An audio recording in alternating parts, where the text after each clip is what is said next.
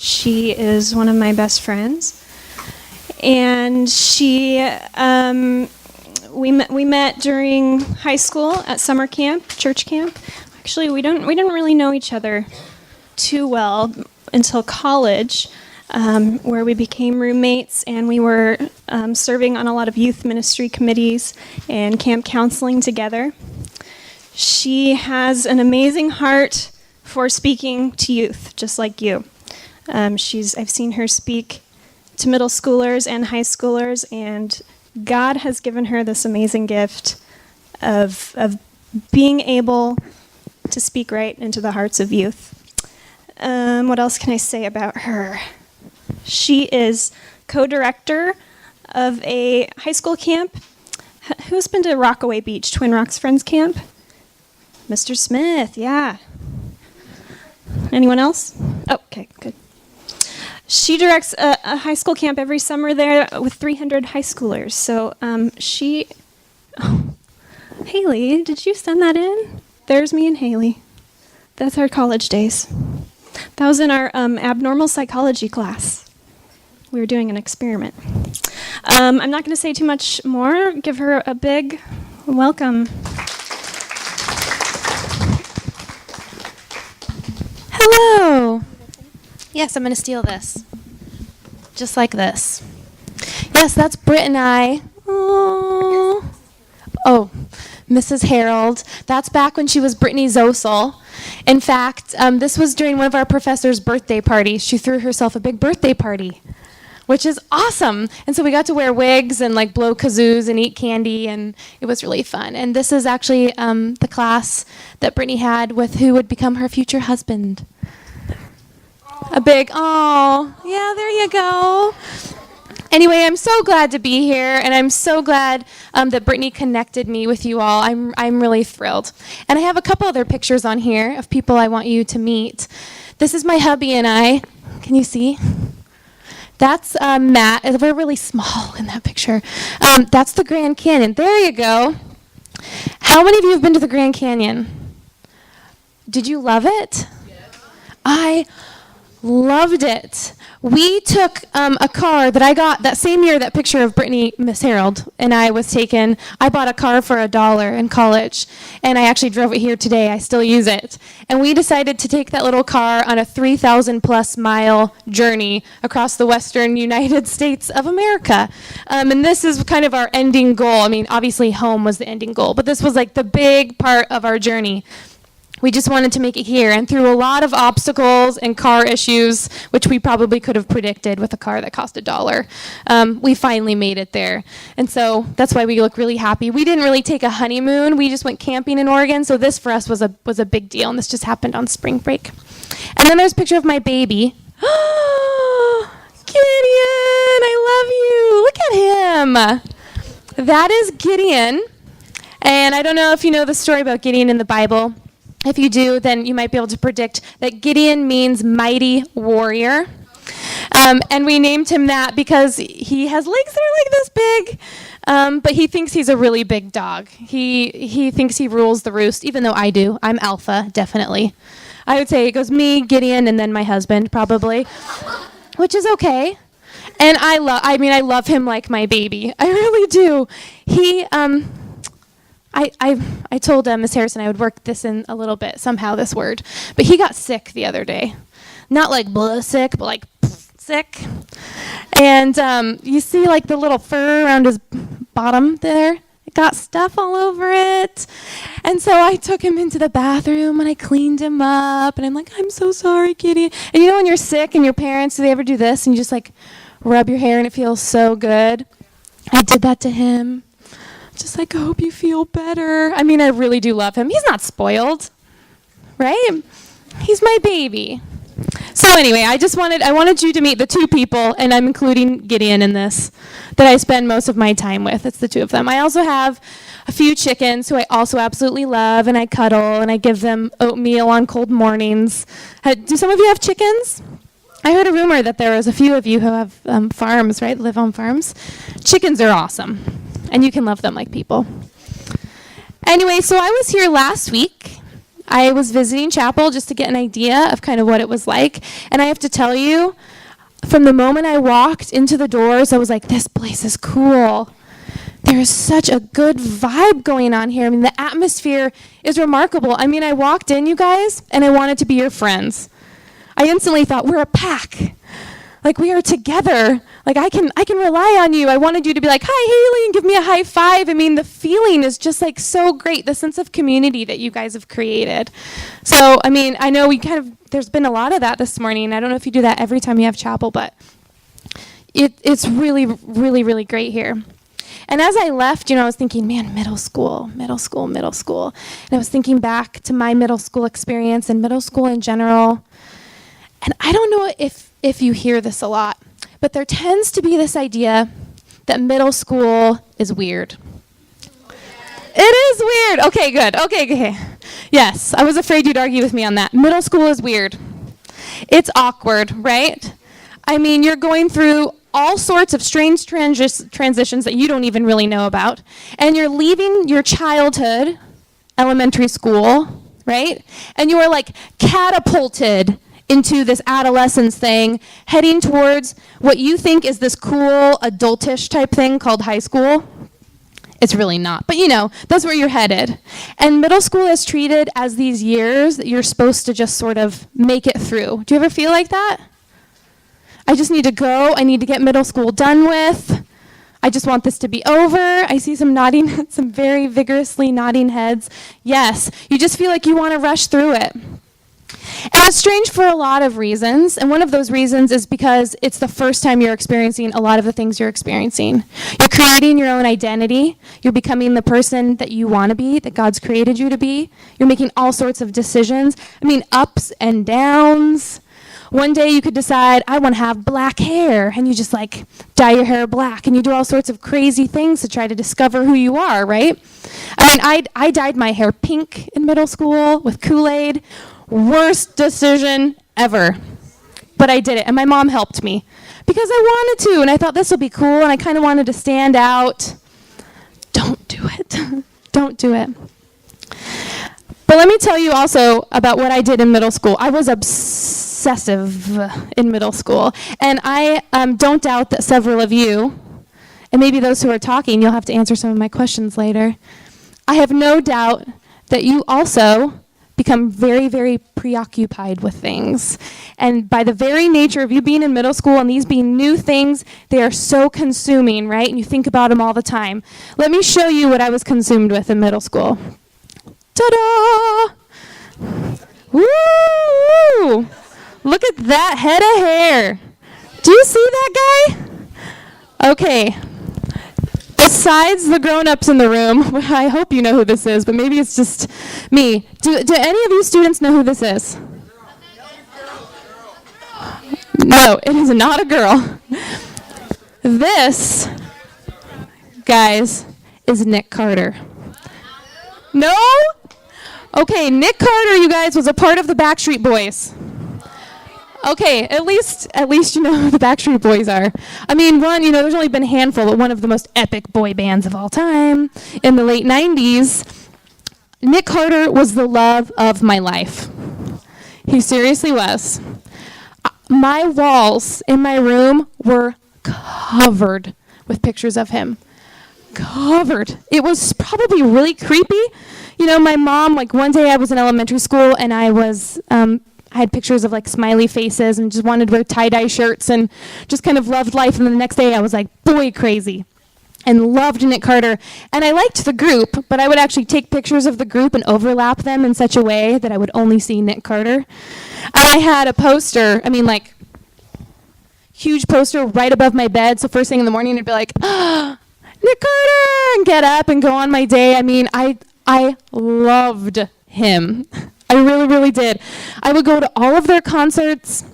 I would practice, Haley Carter, Haley Carter, Haley Carter. Oh, some other people do that with something, I can tell.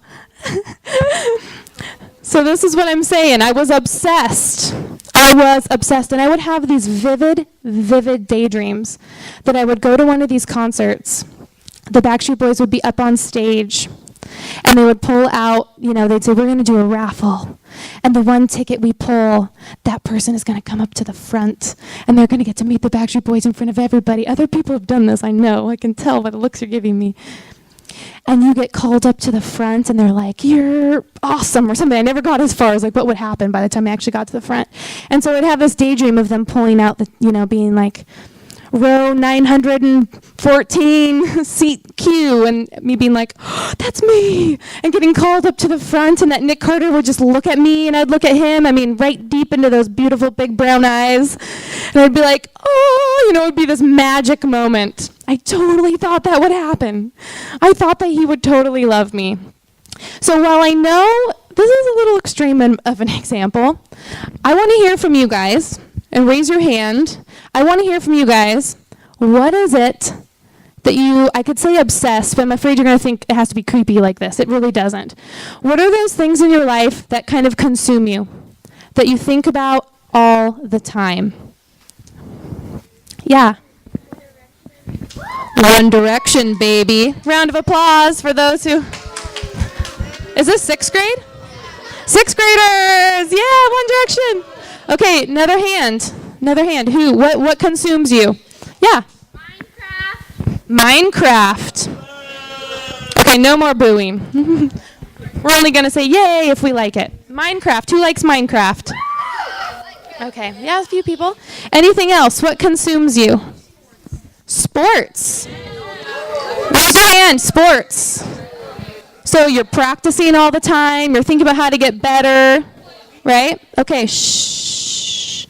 Raise your hand. What consumes you? Pinterest. Yes. Girl after my own heart. They don't know what Pinterest. They're not cool enough yet. You'll find out someday. What consumes you? Yeah. Theater. Mm-hmm. Yes, all those extracurricular things you do. Friends. Yeah. Music. Okay, one more. Anime. Anyone else? Yeah, 2 over here.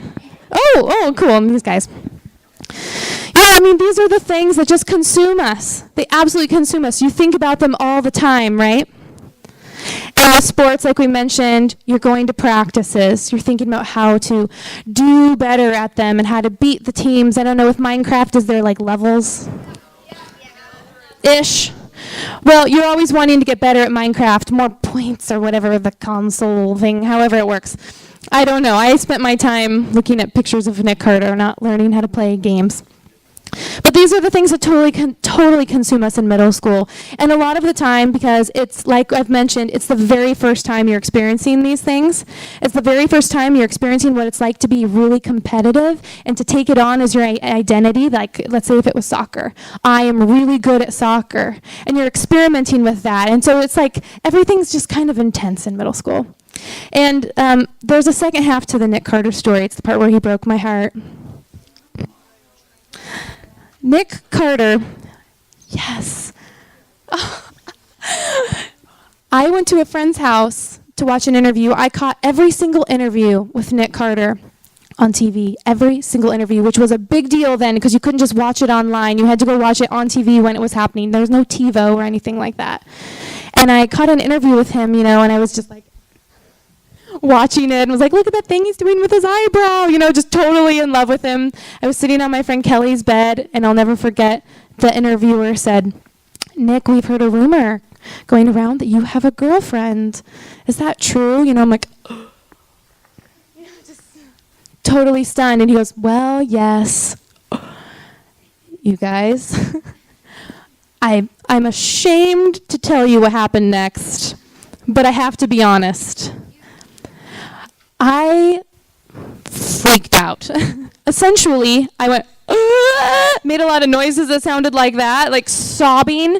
I was on my friend's bed. I covered my face, turned to her bed and just started punching the bed, screaming and sobbing because the celebrity got a girlfriend. What? It consumed my mind. And then the whole next day, what do you think all I could think about was? His girlfriend. I kind of wanted to know what she looked like. Oh, it's just so kind of creepy, isn't it? But I realize now that I look back, do you know what I was trying to use these daydreams and these visions and this idea that Nick Carter, this celebrity who a lot of people loved, would love me. I was using that as a way to tell myself that I'm okay. I'm acceptable. Someone loves me. I'm normal, right? What if I had taken all of that energy? I mean, that's a lot of time and a lot of money, right? I mean, I paid for concert tickets and stood in line for hours waiting to get my ticket. I spent so much time watching TV and thinking about Nick Carter, and so much of myself I poured into this person. What if I had turned that and poured some of that energy into God? That same kind of energy. Not just all of myself, right? But that kind of energy. That adoration, the desire, the dedication, the excitement. Like, can't wait to get home so I can just spend some time with God and tell God about my day. If something came up, instead of just obsessing over a Backstreet Boys song, that I would say, what does God have to say to me about this? What if I would have done that? And it tells us in Scripture, in Mark 12:30, which should be up here.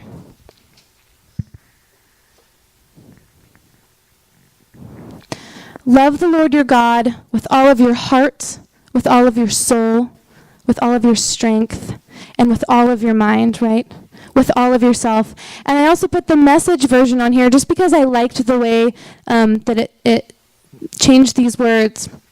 That you love the Lord your God with all your passion and prayer and energy and intelligence, with all that you are. So imagine if you spent more time thinking about God and with God than you did practicing for your sport.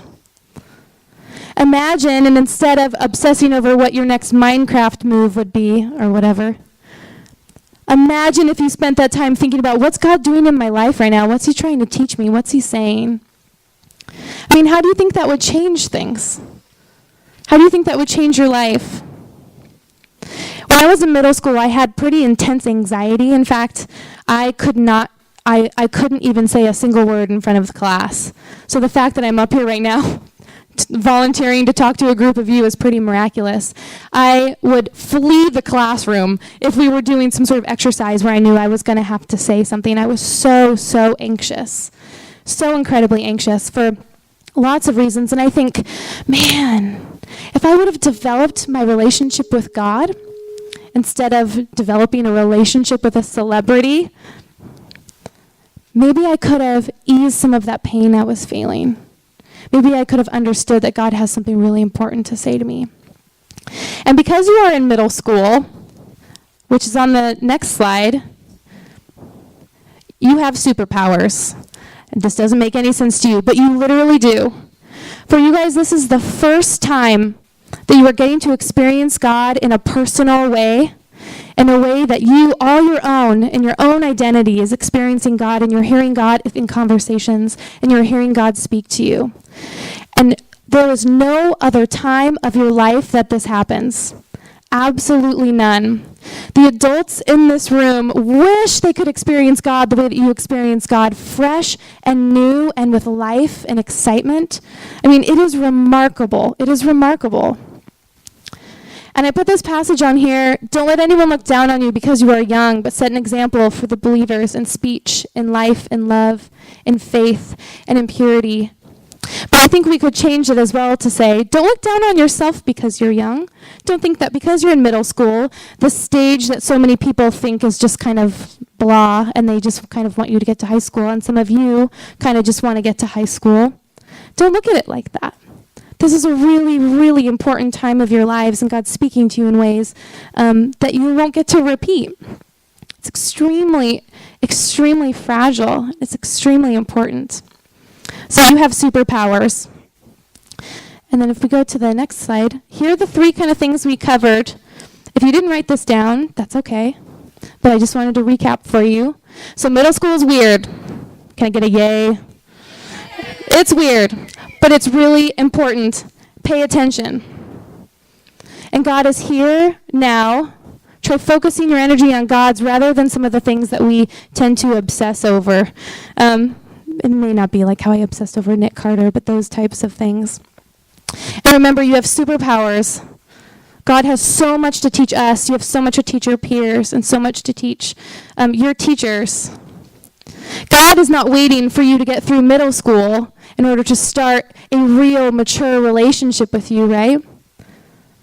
From the moment you were born, from before you were born, God has started this journey with you. And for the very, very, very first time, you are able as an individual to hear him and to see him. And so pay attention. Pay attention. I'm going to pray for us as we go, and I'm just going to do a special prayer for each of the groups. Is this 6th, 7th, and 8th? Am I right? Okay. Pray with me. God, I pray for these 6th graders. They have 2 more years, God, here in middle school to hone their superpowers. God, and I pray that they would pay attention and be aware. God, that they would realize that they have an exciting journey to take with you that they can take now. And God, I pray for these 7th graders. God, I pray that that they realize that as 8th graders, they have a responsibility to take care of the kids that are younger than them, that are coming in from 5th grade, and to teach them that now is an important time and not a time to be rushed. And God, I pray for these 8th graders as they head out into high school, that they would look back on their time here at middle school, and they would see the remarkable ways in which God has moved in their life and spoken to them. And God, I thank you just in general for this school and the remarkable ways in which students are already speaking truth into the lives of each other, into the lives of their teachers. And I am blessed to have been here and gotten to speak with them. Bless them as they go. Amen.